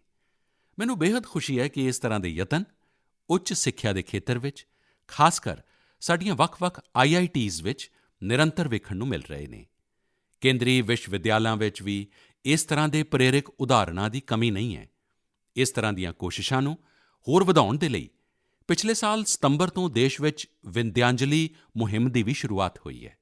ਇਸ ਦਾ ਟੀਚਾ ਵੱਖ-ਵੱਖ ਸੰਗਠਨਾਂ, ਸੀਐਸਆਰ ਅਤੇ ਨਿੱਜੀ ਖੇਤਰ ਦੀ ਭਾਗੀਦਾਰੀ ਨਾਲ ਦੇਸ਼ ਭਰ ਦੇ ਸਕੂਲਾਂ ਵਿੱਚ ਸਿੱਖਿਆ ਦੀ ਗੁਣਵੱਤਾ ਵਿੱਚ ਸੁਧਾਰ ਲਿਆਉਣਾ ਹੈ। ਵਿਦਿਆਂਜਲੀ ਸਮੁਦਾਇਕ ਭਾਗੀਦਾਰੀ ਓਨਰਸ਼ਿਪ ਦੀ ਭਾਵਨਾ ਨੂੰ ਅੱਗੇ ਵਧਾ ਰਹੀ ਹੈ। ਆਪਣੇ ਸਕੂਲ ਕਾਲਜ ਨਾਲ ਨਿਰੰਤਰ ਜੁੜੇ ਰਹਿਣਾ, ਆਪਣੀ ਸਮਰੱਥਾ ਦੇ ਅਨੁਸਾਰ ਕੁਝ ਨਾ ਕੁਝ ਯੋਗਦਾਨ ਦੇਣਾ, ਇਹ ਇੱਕ ਅਜਿਹੀ ਗੱਲ ਹੈ ਜਿਸ ਦਾ ਸੰਤੋਸ਼ ਅਤੇ ਆਨੰਦ ਤਜਰਬੇ ਨਾਲ ਹੀ ਪਤਾ ਚੱਲਦਾ ਹੈ। ਮੇਰੇ ਪਿਆਰੇ ਦੇਸ਼ਵਾਸੀਓ, ਕੁਦਰਤ ਨਾਲ ਪਿਆਰ ਅਤੇ ਹਰ ਜੀਵ ਦੇ ਲਈ ਦਇਆ, ਇਹ ਸਾਡੀ ਸੰਸਕ੍ਰਿਤੀ ਵੀ ਹੈ ਅਤੇ ਸਹਿਜ ਸੁਭਾਅ ਵੀ ਹੈ। ਸਾਡੇ ਇਨ੍ਹਾਂ ਸੰਸਕਾਰਾਂ ਦੀ ਝਲਕ ਹੁਣੇ ਜਿਹੇ ਹੀ ਉਦੋਂ ਵਿਖਾਈ ਦਿੱਤੀ ਜਦੋਂ ਮੱਧ ਪ੍ਰਦੇਸ਼ ਦੇ ਪੈਂਚ ਟਾਈਗਰ ਰਿਜ਼ਰਵ ਵਿੱਚ ਇੱਕ ਬਾਘਣ ਨੇ ਦੁਨੀਆ ਨੂੰ ਅਲਵਿਦਾ ਕਹਿ ਦਿੱਤਾ। ਇਸ ਬਾਘਣ ਨੂੰ ਲੋਕ ਕਾਲਰ ਵਾਲੀ ਬਾਘਣ ਕਹਿੰਦੇ ਸਨ। ਵਣ ਵਿਭਾਗ ਨੇ ਇਸ ਨੂੰ T15 ਨਾਂ ਦਿੱਤਾ ਸੀ। ਇਸ ਬਾਘਣ ਦੀ ਮੌਤ ਨੇ ਲੋਕਾਂ ਨੂੰ ਇੰਨਾ ਭਾਵੁਕ ਕਰ ਦਿੱਤਾ ਜਿਵੇਂ ਉਹਨਾਂ ਦਾ ਕੋਈ ਆਪਣਾ ਦੁਨੀਆ ਛੱਡ ਗਿਆ ਹੋਵੇ। ਲੋਕਾਂ ਨੇ ਬਕਾਇਦਾ ਉਸ ਦਾ ਅੰਤਿਮ ਸੰਸਕਾਰ ਕੀਤਾ, ਉਸ ਨੂੰ ਪੂਰੇ ਸਨਮਾਨ ਅਤੇ ਪਿਆਰ ਦੇ ਨਾਲ ਵਿਦਾਈ ਦਿੱਤੀ। ਤੁਸੀਂ ਵੀ ਇਹ ਤਸਵੀਰਾਂ ਸੋਸ਼ਲ ਮੀਡੀਆ 'ਤੇ ਜ਼ਰੂਰ ਵੇਖੀਆਂ ਹੋਣਗੀਆਂ। ਪੂਰੀ ਦੁਨੀਆ ਵਿੱਚ ਕੁਦਰਤ ਅਤੇ ਜੀਵਾਂ ਦੇ ਲਈ ਸਾਡੇ ਭਾਰਤੀਆਂ ਦੇ ਇਸ ਪਿਆਰ ਦੀ ਖੂਬ ਸ਼ਲਾਘਾ ਹੋਈ। ਕਾਲਰ ਵਾਲੀ ਬਾਘਣ ਨੇ ਜੀਵਨ ਕਾਲ ਵਿੱਚ 29 ਬੱਚਿਆਂ ਨੂੰ ਜਨਮ ਦਿੱਤਾ ਅਤੇ 25 ਨੂੰ ਪਾਲ ਪੋਸ ਕੇ ਵੱਡਾ ਵੀ ਕੀਤਾ। ਅਸੀਂ T15 ਦੇ ਇਸ ਜੀਵਨ ਨੂੰ ਵੀ ਸੈਲੀਬ੍ਰੇਟ ਕੀਤਾ ਅਤੇ ਜਦੋਂ ਉਸ ਨੇ ਦੁਨੀਆ ਛੱਡੀ ਤਾਂ ਉਸ ਨੂੰ ਭਾਵ ਭਿੰਨੀ ਵਿਦਾਈ ਵੀ ਦਿੱਤੀ। ਇਹੀ ਤਾਂ ਭਾਰਤ ਦੇ ਲੋਕਾਂ ਦੀ ਖੂਬੀ ਹੈ। ਅਸੀਂ ਹਰ ਚੇਤਨ ਜੀਵ ਨਾਲ ਪਿਆਰ ਦਾ ਸੰਬੰਧ ਬਣਾ ਲੈਂਦੇ ਹਾਂ। ਅਜਿਹਾ ਇੱਕ ਦ੍ਰਿਸ਼ ਸਾਨੂੰ ਇਸ ਵਾਰੀ ਗਣਤੰਤਰ ਦਿਵਸ ਦੀ ਪਰੇਡ ਵਿੱਚ ਵੇਖਣ ਨੂੰ ਮਿਲਿਆ। ਇਸ ਪਰੇਡ ਵਿੱਚ ਪ੍ਰੈਜ਼ੀਡੈਂਟਸ ਬਾਡੀਗਾਰਡਸ ਦੇ ਚਾਰਜਰ ਘੋੜੇ ਵਿਰਾਟ ਨੇ ਆਪਣੀ ਆਖਰੀ ਪਰੇਡ ਵਿੱਚ ਹਿੱਸਾ ਲਿਆ। ਘੋੜਾ ਵਿਰਾਟ 2003 ਵਿੱਚ ਰਾਸ਼ਟਰਪਤੀ ਭਵਨ ਆਇਆ ਸੀ ਅਤੇ ਹਰ ਵਾਰ ਗਣਤੰਤਰ ਦਿਵਸ ਦੇ ਕਮਾਂਡੈਂਟ ਚਾਰਜਰ ਦੇ ਤੌਰ 'ਤੇ ਪਰੇਡ ਨੂੰ ਲੀਡ ਕਰਦਾ ਸੀ। ਜਦੋਂ ਕਿਸੇ ਵਿਦੇਸ਼ੀ ਰਾਸ਼ਟਰਮੁਖੀ ਦਾ ਰਾਸ਼ਟਰਪਤੀ ਭਵਨ ਵਿੱਚ ਸਵਾਗਤ ਹੁੰਦਾ ਸੀ, ਉਦੋਂ ਵੀ ਉਹ ਆਪਣੀ ਇਹ ਭੂਮਿਕਾ ਨਿਭਾਉਂਦਾ ਸੀ। ਇਸ ਸਾਲ ਆਰਮੀ ਡੇ 'ਤੇ ਘੋੜੇ ਵਿਰਾਟ ਨੂੰ ਸੈਨਾ ਮੁਖੀ ਦੁਆਰਾ COAS ਕਮੈਂਡੇਸ਼ਨ ਕਾਰਡ ਵੀ ਦਿੱਤਾ ਗਿਆ। ਵਿਰਾਟ ਦੀਆਂ ਵਿਰਾਟ ਸੇਵਾਵਾਂ ਨੂੰ ਵੇਖਦੇ ਹੋਏ ਉਸ ਦੀ ਸੇਵਾ ਮੁਕਤੀ ਦੇ ਬਾਅਦ ਉਨੇ ਹੀ ਸ਼ਾਨਦਾਰ ਤਰੀਕੇ ਨਾਲ ਉਸ ਨੂੰ ਵਿਦਾਈ ਦਿੱਤੀ ਗਈ। ਮੇਰੇ ਪਿਆਰੇ ਦੇਸ਼ਵਾਸੀਓ, ਜਦੋਂ ਇੱਕ ਨਿਸ਼ਠਾਵਾਨ ਕੋਸ਼ਿਸ਼ ਹੁੰਦੀ ਹੈ, ਨੇਕ ਨੀਅਤ ਨਾਲ ਕੰਮ ਹੁੰਦਾ ਹੈ, ਤਾਂ ਉਸ ਦੇ ਨਤੀਜੇ ਵੀ ਮਿਲਦੇ ਨੇ। ਇਸ ਦਾ ਇੱਕ ਬਿਹਤਰੀਨ ਉਦਾਹਰਣ ਸਾਹਮਣੇ ਆਇਆ ਅਸਾਮ ਤੋਂ। ਅਸਾਮ ਦਾ ਨਾਂ ਲੈਂਦਿਆਂ ਹੀ ਉੱਥੋਂ ਦੇ ਚਾਹ ਬਗਾਨਾਂ ਅਤੇ ਬਹੁਤ ਸਾਰੇ ਨੈਸ਼ਨਲ ਪਾਰਕਾਂ ਦਾ ਖਿਆਲ ਆਉਂਦਾ ਹੈ। ਨਾਲ ਹੀ ਇੱਕ ਸਿੰਗ ਵਾਲੇ ਗੈਂਡੇ ਯਾਨੀ ਵਨ ਹਾਰਨ ਰਾਈਨੋ ਦੀ ਤਸਵੀਰ ਵੀ ਸਾਡੇ ਮਨ ਵਿੱਚ ਉੱਭਰਦੀ ਹੈ। ਤੁਸੀਂ ਸਾਰੇ ਜਾਣਦੇ ਹੀ ਹੋ ਕਿ ਇੱਕ ਸਿੰਗ ਵਾਲਾ ਗੈਂਡਾ ਹਮੇਸ਼ਾ ਤੋਂ ਅਸਮੀਆ ਸੰਸਕ੍ਰਿਤੀ ਦਾ ਹਿੱਸਾ ਰਿਹਾ ਹੈ। ਭਾਰਤ ਰਤਨ ਭੁਪੇਨ ਹਜ਼ਾਰਿਕਾ ਜੀ ਦਾ ਇਹ ਗੀਤ ਹਰ ਕੰਨ ਵਿੱਚ ਗੂੰਜਦਾ ਹੋਵੇਗਾ। কাজিৰঙাৰ চিৰ সেউজ পৰিৱেশ হস্তি ব্যাঘ্ৰৰে বাস এক খড়গৰ গড় পৃথিৱীয়ে চাই পক্ষীৰ সুৱদীয়া প্ৰকাশ মোৰ কাজিৰঙা নহয় যে বন্য। ਸਾਥੀਓ, ਇਸ ਗੀਤ ਦਾ ਜੋ ਅਰਥ ਹੈ ਉਹ ਬਹੁਤ ਸਟੀਕ ਹੈ। ਇਸ ਗੀਤ ਵਿੱਚ ਕਿਹਾ ਗਿਆ ਹੈ, ਕਾਜ਼ੀਰੰਗਾ ਦਾ ਹਰਾ ਭਰਾ ਮਾਹੌਲ, ਹਾਥੀ ਅਤੇ ਬਾਘ ਦਾ ਨਿਵਾਸ, ਇੱਕ ਸਿੰਗ ਵਾਲੇ ਗੈਂਡੇ ਨੂੰ ਧਰਤੀ ਵੇਖੇ, ਪੰਛੀਆਂ ਦਾ ਮਿੱਠਾ ਸ਼ੋਰ ਸੁਣੇ।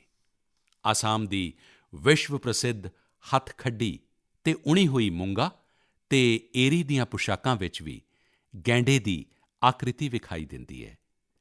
ਅਸਾਮ ਦੀ ਸੰਸਕ੍ਰਿਤੀ ਵਿੱਚ ਜਿਸ ਗੈਂਡੇ ਦੀ ਇੰਨੀ ਵੱਡੀ ਮਹਿਮਾ ਹੈ, ਉਸ ਨੂੰ ਵੀ ਮੁਸੀਬਤਾਂ ਦਾ ਸਾਹਮਣਾ ਕਰਨਾ ਪੈਂਦਾ ਸੀ। ਸਾਲ 2013 ਵਿੱਚ 37 ਅਤੇ ਸਾਲ 2014 ਵਿੱਚ 32 ਗੈਂਡਿਆਂ ਨੂੰ ਤਸਕਰਾਂ ਨੇ ਮਾਰ ਸੁੱਟਿਆ ਸੀ। ਇਸ ਚੁਣੌਤੀ ਨਾਲ ਨਜਿੱਠਣ ਦੇ ਲਈ ਪਿਛਲੇ 7 ਸਾਲਾਂ ਵਿੱਚ ਅਸਾਮ ਸਰਕਾਰ ਦੇ ਖਾਸ ਯਤਨਾਂ ਨਾਲ ਗੈਂਡਿਆਂ ਦੇ ਸ਼ਿਕਾਰ ਦੇ ਖਿਲਾਫ ਇੱਕ ਬਹੁਤ ਵੱਡੀ ਮੁਹਿੰਮ ਚਲਾਈ ਗਈ ਸੀ। ਪਿਛਲੀ 22 ਸਤੰਬਰ ਨੂੰ ਵਰਲਡ ਰਾਈਨੋ ਡੇ ਦੇ ਮੌਕੇ ਤੇ ਤਸਕਰਾਂ ਤੋਂ ਜ਼ਬਤ ਕੀਤੇ ਗਏ 2400 ਤੋਂ ਜ਼ਿਆਦਾ ਸਿੰਗਾਂ ਨੂੰ ਸਾੜ ਦਿੱਤਾ ਗਿਆ ਸੀ। ਇਹ ਤਸਕਰਾਂ ਦੇ ਲਈ ਇੱਕ ਸਖਤ ਸੰਦੇਸ਼ ਸੀ। ਅਜਿਹੇ ਹੀ ਯਤਨਾਂ ਦਾ ਨਤੀਜਾ ਹੈ ਕਿ ਹੁਣ ਅਸਾਮ ਵਿੱਚ ਗੈਂਡਿਆਂ ਦੇ ਸ਼ਿਕਾਰ ਵਿੱਚ ਲਗਾਤਾਰ ਕਮੀ ਆ ਰਹੀ ਹੈ। ਜਿੱਥੇ 2013 ਵਿੱਚ 37 ਗੈਂਡੇ ਮਾਰੇ ਗਏ ਸਨ, ਉੱਥੇ ਹੀ 2020 ਵਿੱਚ 2 ਤੇ 2021 ਵਿੱਚ ਸਿਰਫ ਇੱਕ ਗੈਂਡੇ ਦੇ ਸ਼ਿਕਾਰ ਦਾ ਮਾਮਲਾ ਸਾਹਮਣੇ ਆਇਆ ਹੈ। ਮੈਂ ਗੈਂਡਿਆਂ ਨੂੰ ਬਚਾਉਣ ਦੇ ਲਈ ਅਸਾਮ ਦੇ ਲੋਕਾਂ ਦੇ ਸੰਕਲਪ ਦੀ ਸ਼ਲਾਘਾ ਕਰਦਾ ਹਾਂ। ਸਾਥੀਓ, ਭਾਰਤੀ ਸੰਸਕ੍ਰਿਤੀ ਦੇ ਵਿਭਿੰਨ ਰੰਗਾਂ ਤੇ ਅਧਿਆਤਮਿਕ ਸ਼ਕਤੀ ਨੇ ਹਮੇਸ਼ਾ ਤੋਂ ਦੁਨੀਆ ਭਰ ਦੇ ਲੋਕਾਂ ਨੂੰ ਆਪਣੇ ਵੱਲ ਖਿੱਚਿਆ ਹੈ। ਜੇਕਰ ਮੈਂ ਤੁਹਾਨੂੰ ਕਹਾਂ ਕਿ ਭਾਰਤੀ ਸੰਸਕ੍ਰਿਤੀ ਅਮਰੀਕਾ, ਕੈਨੇਡਾ, ਦੁਬਈ, ਸਿੰਗਾਪੁਰ, ਪੱਛਮੀ ਯੂਰਪ ਤੇ ਜਾਪਾਨ ਵਿੱਚ ਬਹੁਤ ਹੀ ਹਰਮਨ ਪਿਆਰੀ ਹੈ, ਤੇ ਇਹ ਗੱਲ ਤੁਹਾਨੂੰ ਬਹੁਤ ਆਮ ਲੱਗੇਗੀ, ਤੁਹਾਨੂੰ ਕੋਈ ਹੈਰਾਨੀ ਨਹੀਂ ਹੋਏਗੀ। ਲੇਕਿਨ ਜੇਕਰ ਮੈਂ ਕਹਾਂ ਕਿ ਭਾਰਤੀ ਸੰਸਕ੍ਰਿਤੀ ਦੀ ਲੈਟਿਨ ਅਮਰੀਕਾ ਤੇ ਸਾਊਥ ਅਮਰੀਕਾ ਵਿੱਚ ਵੀ ਵੱਡੀ ਖਿੱਚ ਹੈ, ਤਾਂ ਤੁਸੀਂ ਇੱਕ ਵਾਰੀ ਜ਼ਰੂਰ ਸੋਚ ਵਿੱਚ ਪੈ ਜਾਓਗੇ।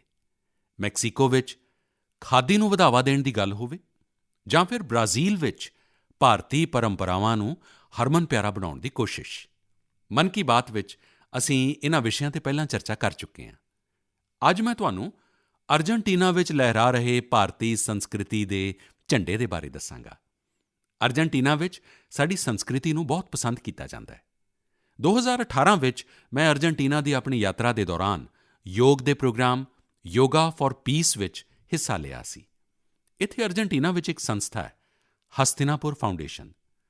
ਤੁਹਾਨੂੰ ਸੁਣ ਕੇ ਹੈਰਾਨੀ ਹੁੰਦੀ ਹੈ ਨਾ, ਕਿੱਥੇ ਅਰਜਨਟੀਨਾ ਤੇ ਉੱਥੇ ਵੀ ਹਸਤਿਨਾਪੁਰ ਫਾਊਂਡੇਸ਼ਨ। ਇਹ ਫਾਊਂਡੇਸ਼ਨ ਅਰਜਨਟੀਨਾ ਵਿੱਚ ਭਾਰਤੀ ਵੈਦਿਕ ਪਰੰਪਰਾਵਾਂ ਦੇ ਪ੍ਰਸਾਰ ਵਿੱਚ ਜੁਟਿਆ ਹੈ। ਇਸ ਦੀ ਸਥਾਪਨਾ 40 ਸਾਲ ਪਹਿਲਾਂ ਇੱਕ ਮੈਡਮ ਪ੍ਰੋਫੈਸਰ ਏਡਾ ਇਲਬ੍ਰੇਕਟ ਨੇ ਕੀਤੀ ਸੀ। ਅੱਜ ਉਹ ਪ੍ਰੋਫੈਸਰ ਏਡਾ ਇਲਬ੍ਰੇਕਟ 90 ਸਾਲ ਦੀ ਹੋਣ ਵਾਲੀ ਹੈ। ਭਾਰਤ ਦੇ ਨਾਲ ਉਹਨਾਂ ਦਾ ਮੇਲ ਕਿਵੇਂ ਹੋਇਆ, ਇਹ ਵੀ ਬਹੁਤ ਦਿਲਚਸਪ ਹੈ। ਜਦੋਂ ਉਹ 18 ਸਾਲ ਦੀ ਸੀ ਤਾਂ ਪਹਿਲੀ ਵਾਰੀ ਭਾਰਤੀ ਸੰਸਕ੍ਰਿਤੀ ਦੀ ਸ਼ਕਤੀ ਤੋਂ ਉਹ ਜਾਣੂ ਹੋਈ।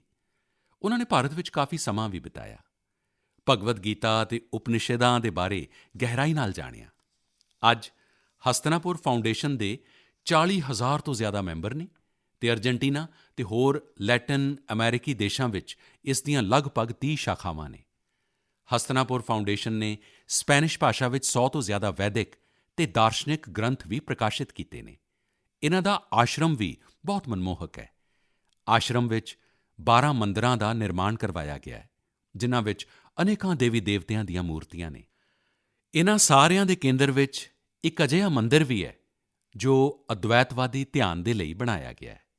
ਸਾਥੀਓ, ਅਜਿਹੇ ਹੀ ਸੈਂਕੜੇ ਉਦਾਹਰਣ ਇਹ ਦੱਸਦੇ ਨੇ ਕਿ ਸਾਡੀ ਸੰਸਕ੍ਰਿਤੀ ਸਾਡੇ ਲਈ ਹੀ ਨਹੀਂ, ਬਲਕਿ ਪੂਰੀ ਦੁਨੀਆ ਦੇ ਲਈ ਇੱਕ ਅਨਮੋਲ ਅਮਾਨਤ ਹੈ। ਦੁਨੀਆ ਭਰ ਦੇ ਲੋਕ ਉਸ ਨੂੰ ਜਾਣਨਾ ਚਾਹੁੰਦੇ ਨੇ, ਸਮਝਣਾ ਚਾਹੁੰਦੇ ਨੇ, ਜੀਣਾ ਚਾਹੁੰਦੇ ਨੇ। ਸਾਨੂੰ ਵੀ ਪੂਰੀ ਜ਼ਿੰਮੇਵਾਰੀ ਦੇ ਨਾਲ ਆਪਣੀ ਸਾਂਸਕ੍ਰਿਤਿਕ ਵਿਰਾਸਤ ਨੂੰ ਖੁਦ ਆਪਣੇ ਜੀਵਨ ਦਾ ਹਿੱਸਾ ਬਣਾਉਂਦਿਆਂ ਹੋਇਆਂ ਸਭ ਲੋਕਾਂ ਤੱਕ ਪਹੁੰਚਾਉਣ ਦੀ ਕੋਸ਼ਿਸ਼ ਕਰਨੀ ਚਾਹੀਦੀ ਹੈ। ਮੇਰੇ ਪਿਆਰੇ ਦੇਸ਼ਵਾਸੀਓ, ਮੈਂ ਹੁਣ ਤੁਹਾਨੂੰ ਅਤੇ ਖਾਸ ਕਰਕੇ ਆਪਣੇ ਨੌਜਵਾਨਾਂ ਨੂੰ ਇੱਕ ਪ੍ਰਸ਼ਨ ਕਰਨਾ ਚਾਹੁੰਦਾ। ਹੁਣ ਸੋਚੋ, ਤੁਸੀਂ ਇੱਕ ਵਾਰ ਵਿੱਚ ਕਿੰਨੇ ਪੁਸ਼-ਅਪਸ ਕਰ ਸਕਦੇ ਹੋ? ਮੈਂ ਜੋ ਤੁਹਾਨੂੰ ਦੱਸਣ ਵਾਲਾ ਉਹ ਨਿਸ਼ਚਿਤ ਰੂਪ ਵਿੱਚ ਤੁਹਾਨੂੰ ਹੈਰਾਨੀ ਨਾਲ ਭਰ ਦੇਵੇਗਾ। ਮਣੀਪੁਰ ਵਿੱਚ 24 ਸਾਲ ਦੇ ਨੌਜਵਾਨ ਥੋਨਾਓਜਮ ਨਿਰੰਜੋਏ ਸਿੰਘ ਨੇ 1 ਮਿੰਟ ਵਿੱਚ 109 ਪੁਸ਼-ਅਪਸ ਦਾ ਰਿਕਾਰਡ ਬਣਾਇਆ ਹੈ। ਨਿਰੰਜੋਏ ਸਿੰਘ ਦੇ ਲਈ ਰਿਕਾਰਡ ਤੋੜਨਾ ਕੋਈ ਨਵੀਂ ਗੱਲ ਨਹੀਂ ਹੈ। ਇਸ ਤੋਂ ਪਹਿਲਾਂ ਵੀ ਉਹਨਾਂ ਨੇ 1 ਮਿੰਟ ਵਿੱਚ ਇੱਕ ਹੱਥ ਨਾਲ ਸਭ ਤੋਂ ਜ਼ਿਆਦਾ ਨਕਲ ਪੁਸ਼-ਅਪਸ ਦਾ ਰਿਕਾਰਡ ਬਣਾਇਆ ਸੀ। ਮੈਨੂੰ ਪੂਰਾ ਵਿਸ਼ਵਾਸ ਹੈ ਕਿ ਨਿਰੰਜੋਏ ਸਿੰਘ ਤੋਂ ਤੁਸੀਂ ਪ੍ਰੇਰਿਤ ਹੋਵੋਗੇ ਅਤੇ ਫਿਜ਼ੀਕਲ ਫਿਟਨੈਸ ਨੂੰ ਆਪਣੇ ਜੀਵਨ ਦਾ ਹਿੱਸਾ ਬਣਾਓਗੇ। ਸਾਥੀਓ, ਅੱਜ ਮੈਂ ਤੁਹਾਡੇ ਨਾਲ ਲੱਦਾਖ ਦੀ ਇੱਕ ਅਜਿਹੀ ਜਾਣਕਾਰੀ ਸਾਂਝੀ ਕਰਨਾ ਚਾਹੁੰਦਾ, ਜਿਸ ਦੇ ਬਾਰੇ ਜਾਣ ਕੇ ਤੁਹਾਨੂੰ ਜ਼ਰੂਰ ਮਾਣ ਹੋਏਗਾ। ਲੱਦਾਖ ਨੂੰ ਜਲਦੀ ਹੀ ਇੱਕ ਸ਼ਾਨਦਾਰ ਓਪਨ ਸਿੰਥੈਟਿਕ ਟਰੈਕ ਅਤੇ ਐਸਟ੍ਰੋਟਰਫ ਫੁੱਟਬਾਲ ਸਟੇਡੀਅਮ ਦੀ ਸੌਗਾਤ ਮਿਲਣ ਵਾਲੀ ਹੈ। ਇਹ ਸਟੇਡੀਅਮ 10,000 ਫੁੱਟ ਤੋਂ ਜ਼ਿਆਦਾ ਦੀ ਉਚਾਈ 'ਤੇ ਬਣ ਰਿਹਾ ਹੈ ਅਤੇ ਇਸ ਦਾ ਨਿਰਮਾਣ ਜਲਦੀ ਪੂਰਾ ਹੋਣ ਵਾਲਾ ਹੈ। ਲੱਦਾਖ ਦਾ ਇਹ ਸਭ ਤੋਂ ਵੱਡਾ ਓਪਨ ਸਟੇਡੀਅਮ ਹੋਵੇਗਾ, ਜਿੱਥੇ 30,000 ਦਰਸ਼ਕ ਇਕੱਠੇ ਬੈਠ ਸਕਣਗੇ। ਲੱਦਾਖ ਦੇ ਇਸ ਆਧੁਨਿਕ ਫੁੱਟਬਾਲ ਸਟੇਡੀਅਮ ਵਿੱਚ 8 ਲੇਨ ਵਾਲਾ ਇੱਕ ਸਿੰਥੈਟਿਕ ਟਰੈਕ ਵੀ ਹੋਏਗਾ। ਇਸ ਤੋਂ ਇਲਾਵਾ ਇੱਥੇ 1000 ਬੈੱਡ ਵਾਲੇ ਇੱਕ ਹੋਸਟਲ ਦੀ ਸੁਵਿਧਾ ਵੀ ਹੋਏਗੀ। ਤੁਹਾਨੂੰ ਇਹ ਜਾਣ ਕੇ ਵੀ ਚੰਗਾ ਲੱਗੇਗਾ ਕਿ ਇਸ ਸਟੇਡੀਅਮ ਨੂੰ ਫੁੱਟਬਾਲ ਦੀ ਸਭ ਤੋਂ ਵੱਡੀ ਸੰਸਥਾ ਫੀਫਾ ਨੇ ਵੀ ਸਰਟੀਫਾਈ ਕੀਤਾ ਹੈ। ਜਦੋਂ ਵੀ ਸਪੋਰਟਸ ਦਾ ਅਜਿਹਾ ਕੋਈ ਵੱਡਾ ਇਨਫਰਾਸਟ੍ਰਕਚਰ ਤਿਆਰ ਹੁੰਦਾ ਹੈ ਤਾਂ ਉਹ ਦੇਸ਼ ਦੇ ਨੌਜਵਾਨਾਂ ਲਈ ਬਿਹਤਰੀਨ ਮੌਕੇ ਲੈ ਕੇ ਆਉਂਦਾ ਹੈ। ਨਾਲ-ਨਾਲ ਜਿੱਥੇ ਇਹ ਵਿਵਸਥਾ ਹੁੰਦੀ ਹੈ ਉੱਥੇ ਵੀ ਦੇਸ਼ ਭਰ ਦੇ ਲੋਕਾਂ ਦਾ ਆਉਣਾ-ਜਾਣਾ ਹੁੰਦਾ ਹੈ, ਟੂਰਿਜ਼ਮ ਨੂੰ ਵਧਾਵਾ ਮਿਲਦਾ ਹੈ ਅਤੇ ਰੋਜ਼ਗਾਰ ਦੇ ਅਨੇਕਾਂ ਮੌਕੇ ਪੈਦਾ ਹੁੰਦੇ ਨੇ। ਸਟੇਡੀਅਮ ਦਾ ਲਾਭ ਲੱਦਾਖ ਦੇ ਸਾਡੇ ਅਨੇਕਾਂ ਨੌਜਵਾਨਾਂ ਨੂੰ ਹੋਏਗਾ। ਮੇਰੇ ਪਿਆਰੇ ਦੇਸ਼ਵਾਸੀਓ, ਮਨ ਕੀ ਬਾਤ ਵਿੱਚ ਇਸ ਵਾਰ ਵੀ ਅਸੀਂ ਅਨੇਕਾਂ ਵਿਸ਼ਿਆਂ 'ਤੇ ਗੱਲ ਕੀਤੀ ਹੈ। ਇੱਕ ਵਿਸ਼ਾ ਹੋਰ ਵੀ ਹੈ ਜੋ ਇਸ ਸਮੇਂ ਸਾਰਿਆਂ ਦੇ ਮਨ ਵਿੱਚ ਹੈ ਅਤੇ ਉਹ ਹੈ ਕੋਰੋਨਾ ਦਾ। ਕੋਰੋਨਾ ਦੀ ਨਵੀਂ ਵੇਵ ਨਾਲ ਭਾਰਤ ਬਹੁਤ ਸਫਲਤਾ ਨਾਲ ਲੜ ਰਿਹਾ ਹੈ। ਇਹ ਵੀ ਫਖਰ ਦੀ ਗੱਲ ਹੈ ਕਿ ਹੁਣ ਤੱਕ ਲਗਭਗ 4.5 ਕਰੋੜ ਬੱਚਿਆਂ ਨੇ ਕੋਰੋਨਾ ਵੈਕਸੀਨ ਦੀ ਡੋਜ਼ ਲੈ ਲਈ ਹੈ। ਇਸ ਦਾ ਮਤਲਬ ਇਹ ਹੋਇਆ ਕਿ 15 ਤੋਂ 18 ਸਾਲ ਦੀ ਉਮਰ ਦੇ ਲਗਭਗ 60% ਯੂਥ ਨੇ 3 ਤੋਂ 4 ਹਫ਼ਤਿਆਂ ਵਿੱਚ ਹੀ ਟੀਕੇ ਲਗਵਾ ਲਏ ਨੇ। ਇਸ ਨਾਲ ਨਾ ਸਿਰਫ ਸਾਡੇ ਨੌਜਵਾਨਾਂ ਦੀ ਰੱਖਿਆ ਹੋਏਗੀ ਬਲਕਿ ਉਨ੍ਹਾਂ ਨੂੰ ਪੜ੍ਹਾਈ ਜਾਰੀ ਰੱਖਣ ਵਿੱਚ ਵੀ ਮਦਦ ਮਿਲੇਗੀ। ਇੱਕ ਹੋਰ ਚੰਗੀ ਗੱਲ ਇਹ ਵੀ ਹੈ ਕਿ 20 ਦਿਨਾਂ ਦੇ ਅੰਦਰ ਹੀ 1 ਕਰੋੜ ਲੋਕਾਂ ਨੇ ਪ੍ਰੀਕਾਸ਼ਨ ਡੋਜ਼ ਵੀ ਲੈ ਲਈ ਹੈ। ਆਪਣੇ ਦੇਸ਼ ਦੀ ਵੈਕਸੀਨ 'ਤੇ ਦੇਸ਼ਵਾਸੀਆਂ ਦਾ ਭਰੋਸਾ ਸਾਡੀ ਬਹੁਤ ਵੱਡੀ ਤਾਕਤ ਹੈ। ਹੁਣ ਤਾਂ ਕੋਰੋਨਾ ਸੰਕਰਮਣ ਦੇ ਕੇਸ ਵੀ ਘੱਟ ਹੋਣੇ ਸ਼ੁਰੂ ਹੋਏ ਨੇ। ਇਹ ਬਹੁਤ ਭਾਵਨਾਤਮਕ ਸੰਕੇਤ ਹੈ। ਲੋਕ ਸੁਰੱਖਿਅਤ ਰਹਿਣ, ਦੇਸ਼ ਦੀਆਂ ਆਰਥਿਕ ਗਤੀਵਿਧੀਆਂ ਦੀ ਰਫ਼ਤਾਰ ਬਣੀ ਰਹੇ, ਹਰ ਦੇਸ਼ਵਾਸੀ ਦੀ ਇਹੀ ਕਾਮਨਾ ਹੈ ਅਤੇ ਤੁਸੀਂ ਤਾਂ ਜਾਣਦੇ ਹੀ ਹੋ, ਮਨ ਕੀ ਬਾਤ ਵਿੱਚ ਮੈਂ ਕੁਝ ਗੱਲਾਂ ਕਹੇ ਬਿਨਾਂ ਰਹਿ ਹੀ ਨਹੀਂ ਸਕਦਾ। ਜਿਵੇਂ ਸਵੱਛਤਾ ਅਭਿਆਨ ਨੂੰ ਅਸੀਂ ਭੁੱਲਣਾ ਨਹੀਂ ਹੈ। ਸਿੰਗਲ ਯੂਜ਼ ਪਲਾਸਟਿਕ ਦੇ ਖਿਲਾਫ ਮੁਹਿੰਮ ਵਿੱਚ ਸਾਡਾ ਹੋਰ ਤੇਜ਼ੀ ਲਿਆਉਣਾ ਜ਼ਰੂਰੀ ਹੈ। ਵੋਕਲ ਫਾਰ ਲੋਕਲ ਦਾ ਇਹ ਮੰਤਰ ਸਾਡੀ ਜ਼ਿੰਮੇਵਾਰੀ ਹੈ। ਅਸੀਂ ਆਤਮ ਨਿਰਭਰ ਭਾਰਤ ਮੁਹਿੰਮ ਦੇ ਲਈ ਜੀ-ਜਾਨ ਨਾਲ ਜੁਟੇ ਰਹਿਣਾ ਹੈ। ਸਾਡੇ ਸਾਰਿਆਂ ਦੇ ਯਤਨ ਨਾਲ ਹੀ ਦੇਸ਼ ਵਿਕਾਸ ਦੀਆਂ ਨਵੀਆਂ ਉਚਾਈਆਂ 'ਤੇ ਪਹੁੰਚੇਗਾ। ਇਸੇ ਕਾਮਨਾ ਨਾਲ ਮੈਂ ਤੁਹਾਡੇ ਤੋਂ ਵਿਦਾ ਲੈਂਦਾ। ਬਹੁਤ-ਬਹੁਤ ਧੰਨਵਾਦ।